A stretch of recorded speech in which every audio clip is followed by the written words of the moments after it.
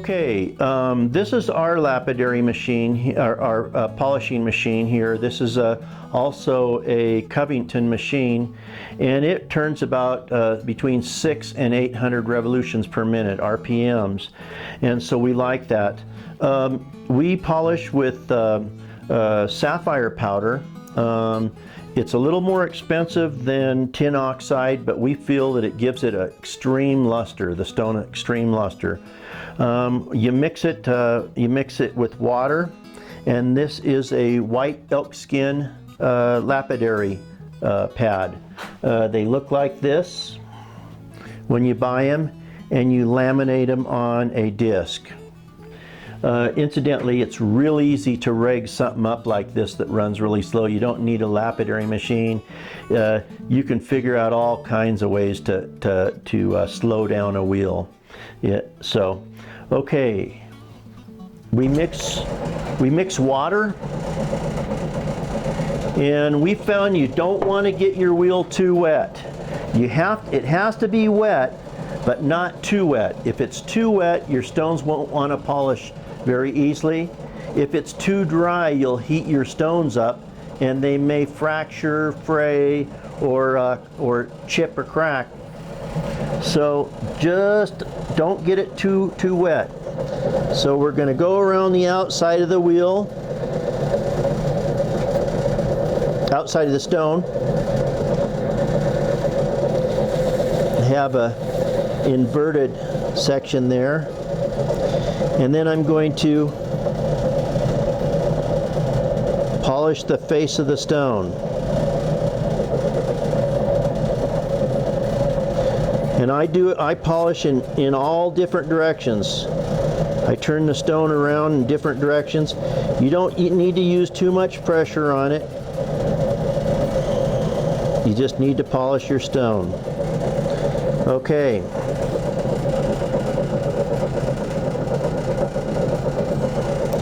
Here's the finished stone. You can see. Okay. All right. We got a real high luster on this. It's like a mirror. It's like glass. I don't know if you can tell that or not, but it's like glass. Okay. Next, we might have some light spots, white spots, matrix that is a lighter color, or maybe you might need a little bit of touch up. What we do to touch these stones up is we'll use like a Sharpie, a brown.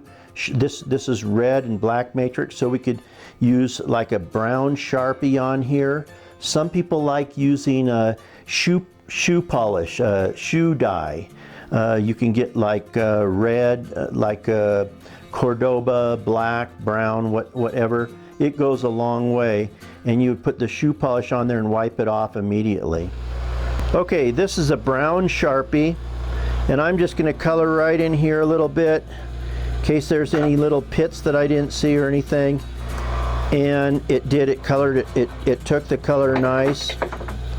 Sometimes if there's some little tiny pits or anything in the stone, the white sapphire or tin oxide will fill those pits in.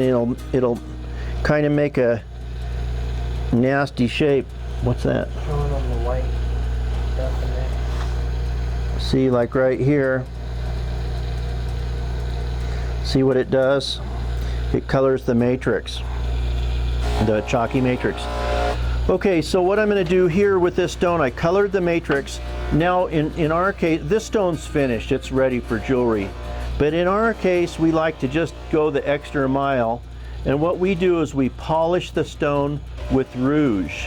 So if there's any kind of like little tiny pits or anything, we're going to polish them out real carefully with rouge and give it just a little bit of an extra buff. So I use Zam. You can get this at Indian Jeweler Supply, Zam Jeweler's Rouge. And I just put a little on the wheel, and I buff my stone in all directions. Okay, Okay, in this case, this matrix is red, and so we have some red rouge around here somewhere. Right here. And we're going to put a little of the red rouge, which will match the stone, and we're going to just give it a little bit of red rouge here too. So if there's any teeny tiny little pits, probably that the eye can't see, we're going to fill them with red rouge. And then I'm going to give it a final finish with just a clean white muslin wheel.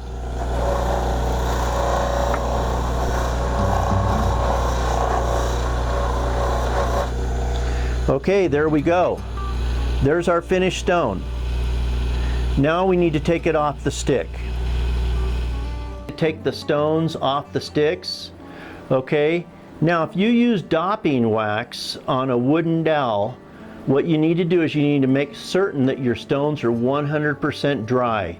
So let them set overnight, because if they have moisture in them still, which is quite possible, you don't want to put them in the freezer, because that's how you take the stones off. You put all your sticks in the freezer and you'll let them set for about an hour, and you just take them off with a pocket knife. They'll just pop right off the dopping wax, just as easy as could be. Okay, now in my case I use nails and super glue. So what I do is I take my stones off with a torch. I have a mini torch here, and I use oxygen and acetylene.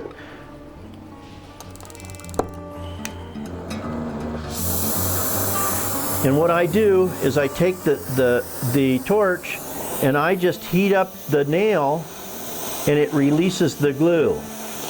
And the stone falls right off. The stone's not hot at all. I can touch it right away. The stone never got hot. Okay? And here we are.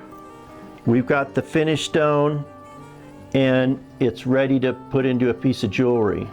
There's one more process, and that is I just sand the back of the stone. There's a little residue from the glue from where we glued it onto the stick or the nail. I just go back to the lapidary wheel and I sand it off. And that's it. That's all there is to it. That's how you cut a turquoise stone. So you've seen us saw, slab a piece of Bisbee turquoise. Durango Silver is noted for having the largest collection of natural Bisbee turquoise in the world. We own the Tortoise Turquoise mine, and we're associated with miners all over the Southwest, from Arizona, New Mexico, and Nevada. We cut a real lot of stone, and we use the very finest in our jewelry. We cut all our own stones, and we'll probably put out more videos for you about cutting stones, but I hope this has helped you. Thanks for watching.